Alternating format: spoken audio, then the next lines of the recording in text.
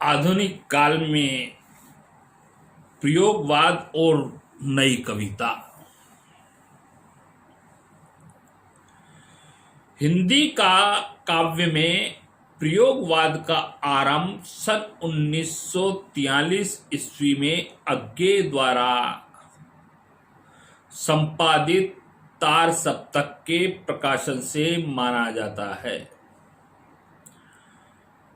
प्रयोगवाद के काव्य में सदैव से प्रयोगवाद तो काव्य में सदैव से होते आए हैं, किंतु प्रयोगवादी काव्य का श्री गणेश इस संकलन के द्वारा ही माना जाता है, क्योंकि इस संग्रह में प्रचलित लोक जीवन कविताओं की लीक से हटकर एक ऐसी कविताएं थी जो नई संवेदनाएं, नए भावबोध एवं नए शिल्प से युक्त थी।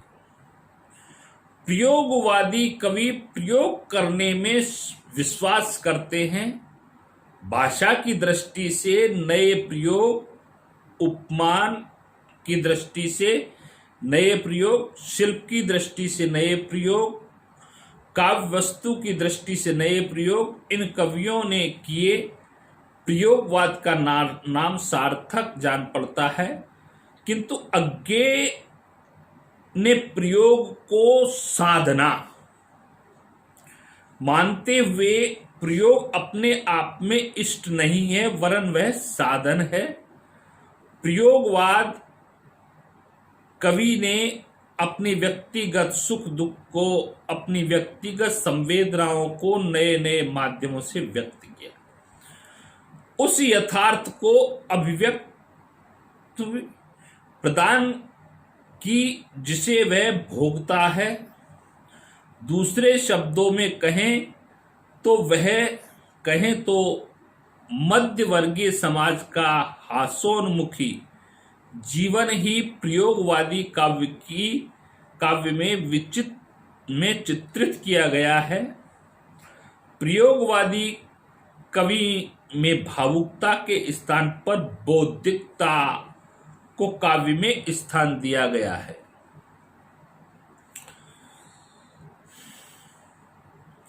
जीवन की निराशा, कुंठा, अनास्था, जड़ता एवं संघर्ष को अभिव्यक्ति प्रदान की गई है। दमित काम वासना के चित्र भी इस काव्य में उपलब्ध होते हैं। लघु मानव को पूर्ण गरिमा के साथ प्रतिष्ठित करने का श्रेय भी प्रयोगवादी कवियों को दिया जाता है। प्रयोगवाद का विकास भी कालांतर में नई कविता के रूप में हुआ। शिव कुमार शर्मा के अनुसार ये दोनों एक ही धारा के विकास की दो अवस्थाएं हैं। सन 1943 से 1953 ईस्वी तक कविता में जो नवीन प्रयोग हुए, नई कविता उन्हीं का परिणाम है। प्रयोगवाद उस काव्य धारा की आरंभिक अवस्था है और नई कविता उसकी विकसित अवस्था है। वस्तुतः प्रयोगवाद और नई कविता में कोई सीमा रेखा नहीं खींची जा सकती। बहुत से कवि जो पहले प्रयोगवादी रहे, बाद में नई कविता के प्रमुख हस्ताक्षर बन गए। इस प्रकार ये दोनों एक ही काव्यधारा के विकास की दो अवस्थाएं हैं। सन 1943 ईस्वी से 1953 ईस्वी तक की कविताओं में जो नवीन प्रयोग हुए, नई कविता उन्हीं का परिणाम है। निष्कर्ष रूप में 1943 से 53 तक की कविता को प्रयोगवाद एवं 53 के बाद की कविता को नई कविता की संज्ञा दी जा सकती है। हिंदी की नई कविता का कथ्य परंपरा से भिन्न है। नवीन विषयों की नवीन शैली में अभिव्यक्ति होने के कारण नवीनता को इसकी प्रमुख विशेषता माना जा सकता है। इसके अतिरिक्त बौद्धिकता, क्षणिकता और मुक्त यथार्थवाद को भी नई कविता की विशेषताओं में समाविष्ट किया जा सकता है। तार सप्तक का प्रकाशन अज्ञे के संपादन में हुआ।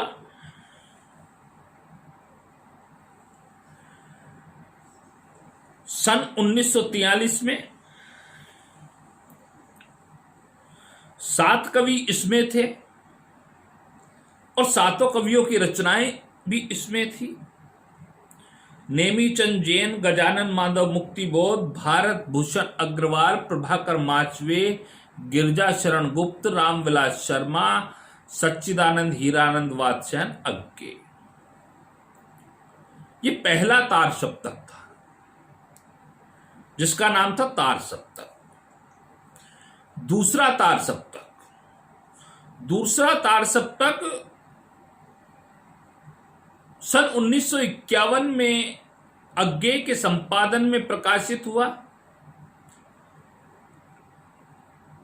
इस तार सप्तक में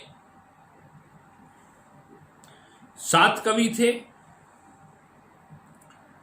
उनके नाम थे भवानी प्रसाद मिश्र, शकुंतला माथुर, सत हरिनारायण व्यास, शमशेर बहादुर सिंह, नरेश मेहता, रघुवीर सहाय तथा धर्मवीर भारती। ये भी अज्ञे के संपादकत्व में ही प्रकाशित हुआ।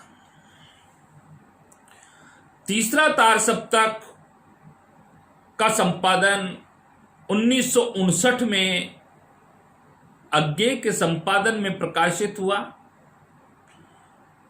इसमें भी 7 कवि थे। प्रयाग नारायण चौधरी,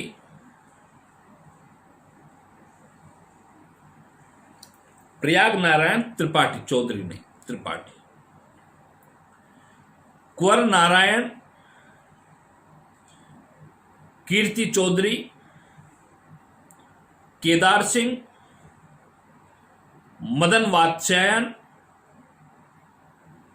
विजय देव नारायण शाही, सर्वेश्वर दयाल सक्सेना।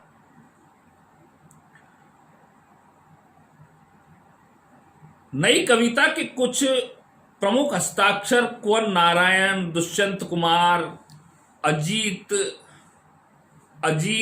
कुमार, प्रभाकर माचवे, सर्वेश्वर दयाल सक्सेना, कीर्ति चौधरी, लक्ष्मीकांत वर्मा, विजय देव नारायण शाही, बालकृष्ण राव आदि भी थे। नई कविता के प्रचार प्रसार का श्रेय कुछ पत्रिकाओं को भी दिया जा सकता है, जिनमें प्रमुख प्रतीक, जो अज्ञे के संपादकत्व में प्रकाशित हुई, तथा डॉक्टर जगदीश गुप्त के संपादन में सन 1954 से प्रारंभ नई कविता नामक पत्रिका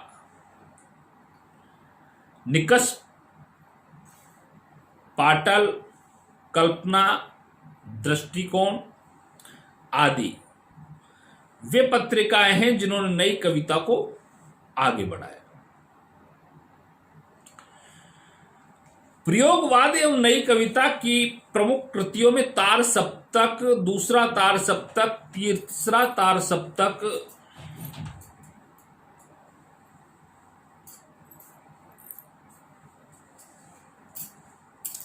अतिरिक्त हरी घास पर क्षण भर, इंद्रधनुष, रोंदे हुए, ये इत्यलम अज्ञे, चांद का मुंह टेढ़ा मुक्तिबोध, ठंडा लोहा धर्मवीर भारती, मंजीर नाश और निर्माण, धूप और धान, शिला पंख चमकीले गिरजा कुमार माथुर, स्वप्नभंग अनुक्षण प्रभाकर माचवे, चक्रव्यूह कुंवर नारायण, ओ ए प्रस्तुत मन भारत भूषण अग्रवाल, सूर्य का स्वागत दुष्यंत, वन पाखी नरेश मेहता आदि के नाम लिए जा सकते हैं।